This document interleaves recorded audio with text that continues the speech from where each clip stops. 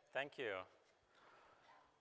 So my name's Andrew. I'm a Spark contributor, small-time Spark contributor. I've worked on Spark SQL, GraphX, and most importantly for today, PySpark. I'm a principal data engineer at Silicon Valley Data Science. Previously, I was a data scientist at Walmart. I got my PhD in mathematics from the University of Nebraska. Really happy to be here today. All right. So the company I work for, we're named for Silicon Valley's approach to doing data science, and we happen to be based there. We work in cross-functional teams of software engineers, architects, data scientists, strategists, and designers who specialize in data-driven product development and experimentation. We work in blended teams trained in holistic, strategic, and agile approaches. So we offer data strategy, architecture, engineering, and agile data scientists. So, okay. Also, later this afternoon, I'm giving another talk on graph algorithms. If you're interested, come see us.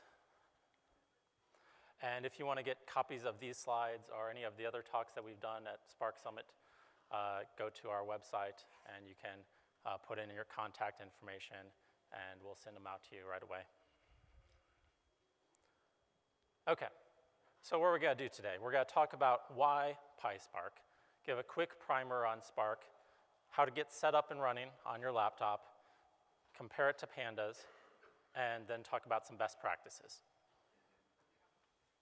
And so this is really a very much introductory talk, so if that's not what you're looking for, here's your chance to. Okay, so why PySpark? Okay. Do you already know Python and Pandas? Love data frames? Want to work with big data? Okay, PySpark's the answer. It's what you're looking for. It is the answer to all of these questions. Okay, what do you get? You gain the ability to work with big data, very, very good native SQL support, decent documentation, say decent. You lose, on the other hand, very amazing documentation. Pandas has been around a lot longer. It has really good documentation, has great plotting. PySpark does not. And support for indices. That, if you know a lot about Pandas already, that's the basis for data frames. It's all about indices. You don't have that there. Okay. So let's give a quick primer on how PySpark works. And Spark in general. So you've probably seen this blurb before. Spark is a fast general engine for large-scale data processing, synopsis. So it runs on distributed compute. That is Yarn, Mesos, or a standalone cluster. It can also work locally on your laptop.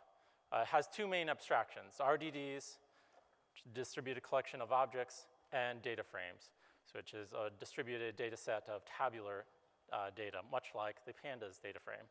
Has the integrated SQL, and there's ML algorithms that work on top of both of those. If you've heard a little bit more about Spark, there's also a data set thing, but that's not in PySpark. Okay, so there's two important concepts to keep in mind when you are transitioning to PySpark, and that is immutability and lazy evaluation. So first off, immutable. What does that mean? That means that when you make a change, you get a new reference, and the old thing doesn't change, okay? It's much easier to reason about, fortunately. Pandas, sometimes it's hard to know whether or not you are getting a copy of a data frame or a view of a data frame, and so that's sometimes an area of confusion. You don't have that here, so I think that's a good thing, but it does change syntactically a little bit about how you interact with the data frames. And the other thing is lazy evaluation, and that means that the things that you are asking it to do to manipulate your data frame don't actually happen until you request some sort of output. But this is good because it allows PySpark to fuse together the operations that you are doing and do other fancy optimizations to make that all run faster. And just a very, very simplified picture of architecture so we're all clear on terminology. You, the user, that's the smiley face there, interact with a driver, which then in turn operates with executors that run on your master that operates on your data, okay? All right, so how do we get up and running with PySpark? So there's a few different ways. The first way is go to the Spark website, go and download it, untar it, and add the bin directory to your path. The second, more recent option is if you are a Conda user, which, how many people use Conda? Excellent, excellent. You can use Conda to install it. It's on CondaForge. Optionally make a new Conda environment, and it works great. In the future, very soon, once some issues are resolved, you'll also be able to pip install it, which is great for people that either don't use Conda or don't have the option of using Conda for other restrictions. Okay. And then once we've done that, it's just a matter of saying PySpark. Or if you want an IPython shell, a little bit fancier stuff, you can put that environment variable first, or you can add that to your profile.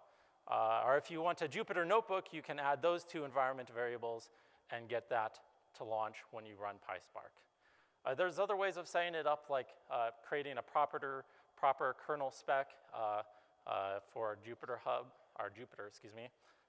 If you want to do that, you look on the internet, it's fairly easy. Also note that this is running in local mode only. If you want to actually connect to a cluster, you have to add some more options on there and point it to some configuration files. Look in the documentation. All right, so let's compare it to Pandas. So probably the first thing you want to do is you want to load in some data. So say read a CSV. Very similar, right? Okay, the first example is a lie, right? Okay. The defaults are unfortunately a little bit different. If you actually want to do this with a common CSV that has a header and probably data types other than strings, and you want those data types in your data frame, you probably want to pass in some options to get slightly more sensible handling of those. And with all of the data formats that Spark you can give these extra options that change how that reading in happens. All right, you want to take a peek at it. With Pandas, it's really easy because the default string representation is the data frame, at least some section of it. You have to do a little bit more. You have to say .show unless you're running on one of the more magic platforms like Databricks. The default string representation of a PySpark data frame is just the schema, not actually the data. So you gotta have the .show. I'm not gonna throw that on to the further examples, but just keep that in mind if you're trying to do any of these. All right, and of course, if you want to just look at a specific number of rows, you can do that as well. All right, if you want to inspect the column names and data types, exactly the same. If you want to, say, change the names of the columns, again, because these data frames are immutable, we can't just go make assignments to the column names. We have to actually create a new data frame with those names. Don't worry, they're not going to copy anything or do anything intense here. It's just changing some metadata in a new object. But it is a little bit different. You can also rename individual columns as well, although only one at a time. If you want to drop some columns, again, very similar. We'll note that you don't have an axis concept here. In Pandas, there's the concept of which axis, row or columns that you are dropping from, because those rows are indexed and you can actually drop like targeted ones. You can't do that in PySpark. That doesn't make any sense. So the only thing you can do is you can drop columns like that. If you want to do some filtering, again, very, very similar. You can use the data frame dot column name syntax to refer to your column, make a predicate on that. Just like with Pandas, of course, the dot column name approach only works when that's not like a built-in name. So in other cases, you may have to use brackets. And you can do complex ones just like Pandas as well. Exactly the same. And I will say it will give you equally terrible, terrible error messages if you forget those parentheses on those compound ones. If you get something like that, add those parentheses. Okay, so you want to add a column. Again, because we're immutable here, we can't just make assignments. We have to do something else like this with column. But other than that, it's pretty much the same. There are some differences, though, and one that might not be so obvious here. And that is division by 0 in Pandas gives infinity. In Spark, it gives null, which is the more SQL-like version of that. But just keep that in mind. There are some differences. If you want to fill in A's, also, again, very similar. Although the Pandas has a lot more options for this. Spark is a little lacking on this.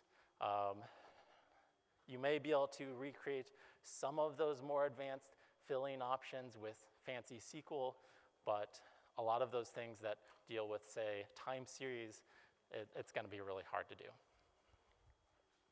If you want to do aggregation, you can do that exactly the same, at least in this syntax option. There are other syntax options that don't line up exactly, but you can do it with the same syntax like that. Okay, we get the point, right? Let's see what else is a little bit more different in your transition. Okay, so let's say you want to make a transformation, do some standard transform on a column, say like do the log of some value, okay? In Pandas, your go-to thing for that was to use NumPy. You could use NumPy to do the transform in PySpark, but don't. You want to absolutely use one of the built-in functions in PySpark. So import this PySpark.sql.functions, give it some short name, and you're going to reuse it a lot everywhere. And it's going to have all these common transformations that you're going to want to do every day. And I mean lots and lots of these. Okay, there's hundreds of them. And there's even some that aren't even in there, but that's a different story. Why you want to do this is this keeps the compute that's happening on your data in the JVM. That means you are not actually running any Python at all on your executors. What does that mean? It means it's fast. If you really need Python, it slows it down a little bit. Okay. So just to make the point, you can do some pretty complex stuff with those built-in functions. Like say you wanted to apply some complex predicate to each row. Well, you can do the equivalent of that in PySpark using those functions. There's a when that can be chained, basically if else conditions, and do the equivalent of that. But sometimes you really just have to apply some Python. And if you want to, I mean, obviously this isn't a really valid example, we're just adding one, but pretend that's more complex, okay? And we want to apply that to some column in our data frame. You can register it as a UDF, as a user-defined function, give the return type of that UDF. And it's very important that this is actually the correct return type. Otherwise, your UDF will just give you null every time. It's sort of sad. And then you can apply it, just like any other function in there. It is important that your UDF be deterministic. That is because Spark might evaluate it more than once or less than once for each of your rows. It may do optimizations where, hey, I'm going to apply this same function to the same value a bunch of times. and only do that computation once. So it has to be deterministic. Okay, say you want to join up or merge in the Pandas vernacular some data frames. The terminology is a little different. In PySpark, it's only join. In Pandas, if you recall, join is for when you want to do a merge on a common index. You don't have indices, so there's not that difference. It's all just joins. And if you want to join on, say, your left and right keys a little bit different name, you can do that just like before, but it's a little bit different syntactically. And of course, they all support left, right, full outer joins, defaults inner join, of course, but it's all the same. Quick plug, you can also do pivot tables just like in Pandas. The syntax is a little bit different. Yeah. I only plug that because that's one of my contributions. So. Okay, summary statistics. This is something that you want to do all the time on your data when you get something new. You do .describe. Well, you can do that in PySpark. You're going to get a lot of the same things, but unfortunately, it's only going to be the main ones of count, mean, standard deviation, min, max. You don't get the quartiles. You can get the quartiles. Just takes a little bit more code. You can use the built-in function percentile approx, which it's built in, but unfortunately, it's not in that functions import that we did earlier. Like I said, there's some additional SQL functions that are built in that are not in that list for some reason. But you can do it as you select an expression and you put in that SQL expression of percentile approx, the name of your column, an array of the percentiles that you want. In this case, the 25th, the 50th, and the 75th percentile.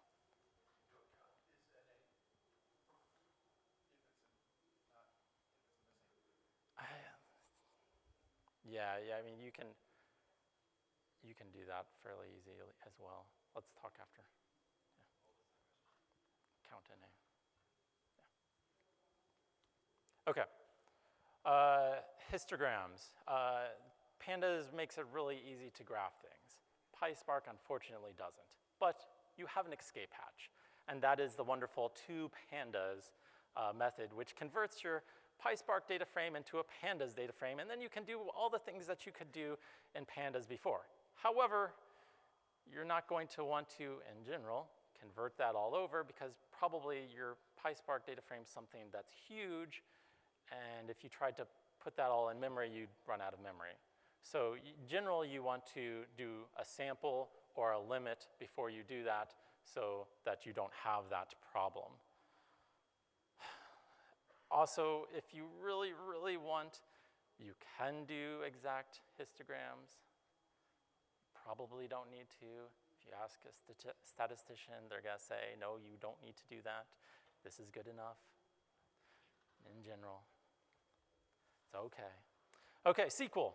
Pandas does not have SQL support. There are third-party libraries like YHAT's Panda SQL, but it's built on SQLite, which, if you're not familiar with it, is a bit more limited in SQL syntax support. Whereas PySpark has very, very good SQL support, including like analytical window functions and all that kind of fancy stuff. So there's lots of cool stuff you can do. And the other part is you can switch back and forth between SQL and data frames. That is, like in this example, okay, we are registering a table. So basically, I have a data frame. I give it a name that can be accessed in the SQL world. I do some SQL select statement. I'm not really doing much here, but you could do any arbitrary statement. And you can assign the result of that SQL to a data frame. Remember, this is lazy, so it's not actually doing anything yet.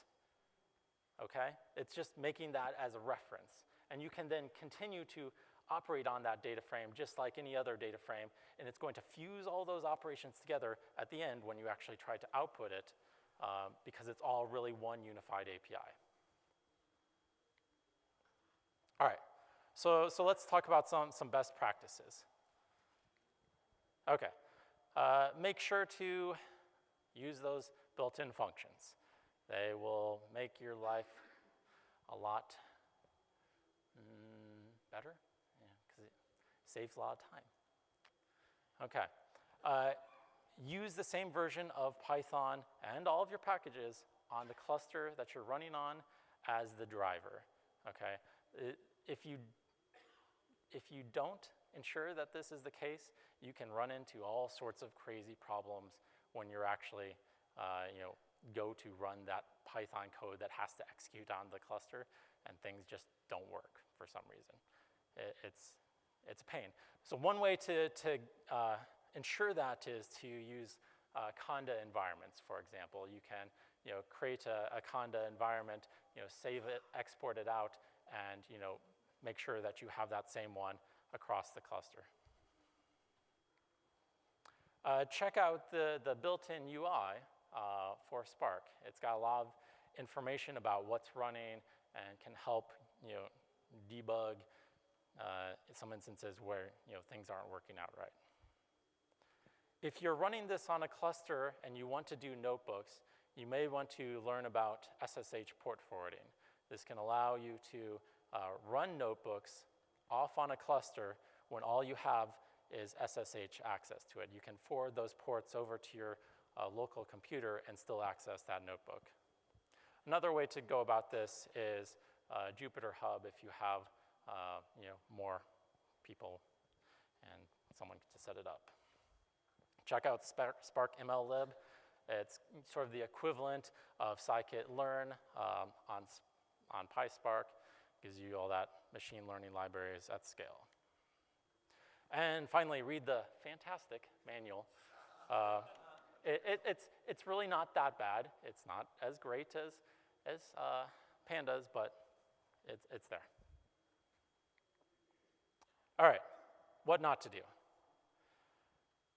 Don't try to iterate through all of the rows. This works perfectly fine in Pandas. It's not the most efficient thing, but it'll get the job done. You can't do that in Spark. It just doesn't work. When you're writing these things as a script, don't make the mistake of trying to hard code a master. Do that in the Spark submit command line. And then your scripts will be a lot more versatile. You can run it however you want. If you're going to do filtering on something that you're converting to Pandas, do it before the conversion, not after. If you do that first thing, it probably won't run because you're doing the filtering after. Okay, what to do if things go wrong? Don't panic. Read the error. Sometimes they're good, sometimes they're not. But definitely Google it, because someone else has ran into it before, most likely. There's active Stack Overflow page with the tag, Apache Spark, that you can search and ask questions on.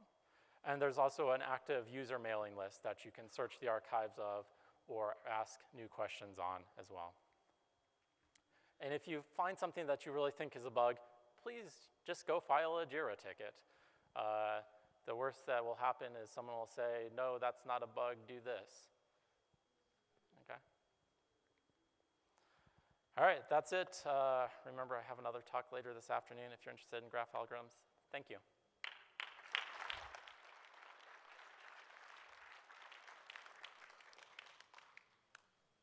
Hi. Thanks for the introductory talk. It was very, very useful for me. And I have a question. Is there any reason, I'm a data scientist, is there any reason I should invest time in the Scala Spark? In or which Spark? Scala. Oh, okay. Or I focus my efforts in PySpark? So there's a couple aspects of that. One is performance. If you care about performance and you want to do a lot of custom stuff that's not built in, If you're using Scala or Java, you can get a little better performance. But if you're using all of the built-in stuff, the performance is exactly the same because it's actually being executed exactly the same. The second is API completeness.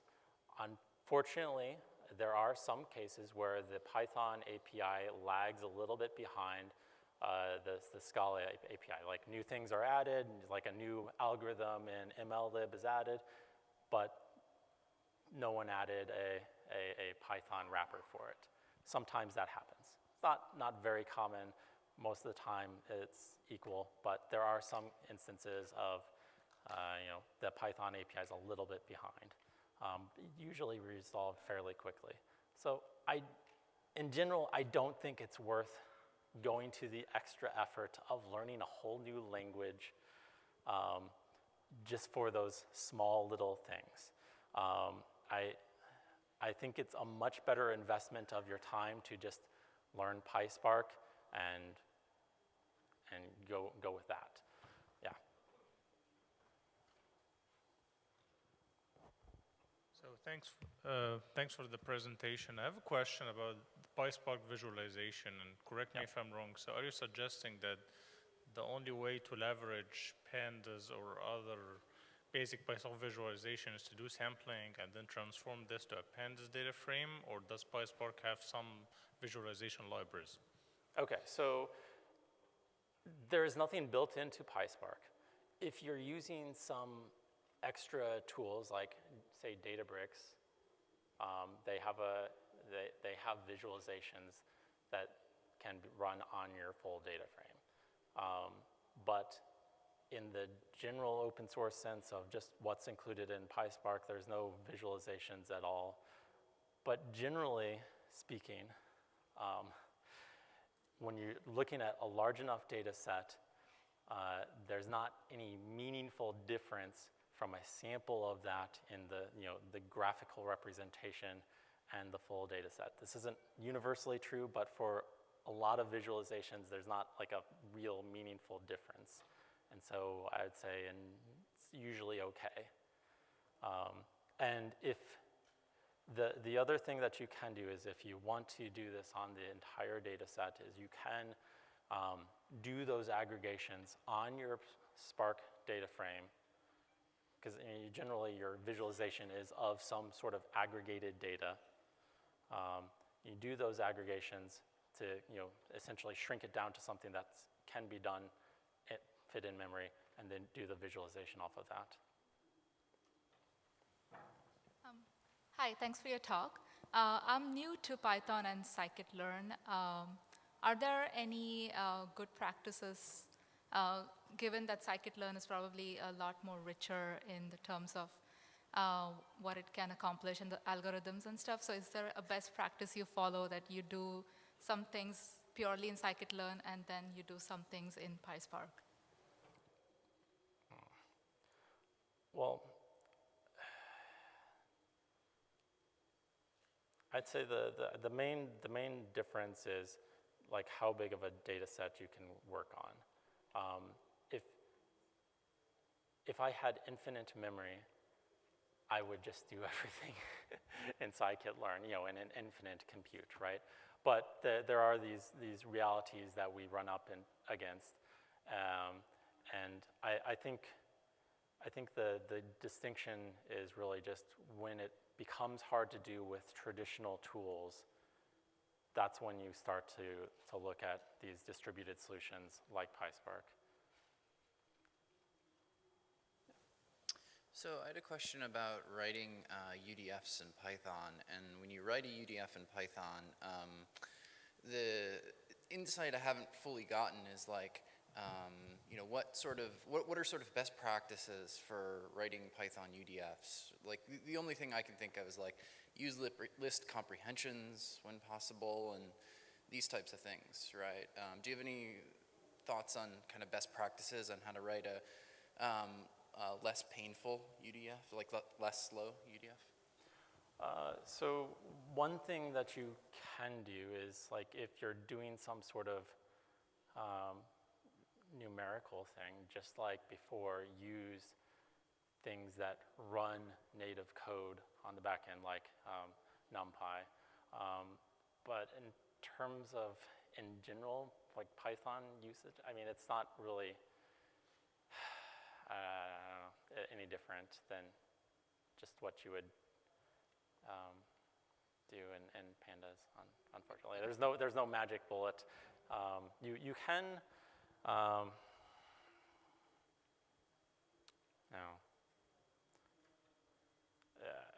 yeah. So I guess just a clarification on that. There's no any Java optimizations really that happen, right? Yeah. So what happens when you have a Python UDF is on your executors they spawn a Python process and pipe the relevant data to that Python process and run your Python code, and then it gets piped back. So that's where that inefficiency is. If you're not running any Python, then everything just stays within the JVM, and of course it's fast. But I mean, so it just boils down to if you profile it in Python, it'll be roughly the same. Yes. Yeah. Okay. Thank you. All right. Let's thank Andrew once again.